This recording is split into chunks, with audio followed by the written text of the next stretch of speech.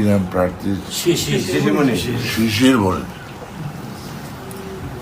শিশির মণিকে আপনারা যেভাবে দেখতেছেন, আমি কিন্তু পারি না দেখতে, এইভাবে দেখতে পারি না।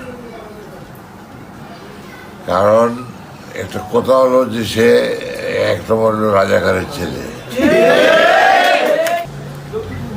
আমি বলবো যে তার তো এখান থেকে নির্বাচিত হওয়া খুব কঠিন,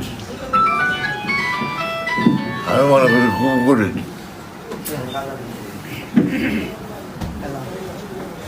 খুব কঠিন। চা বিস্কিট খাওয়াইয়া আর রাস্তা খাওয়াইয়া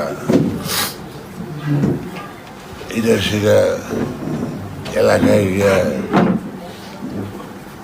টমটমটা করা, বিভিন্ন কাজে সহযোগিতা করা, এটা সে চাচ্ছে, সে করতেছে, কিন্তু এটা মানুষের মন করবে, মানুষ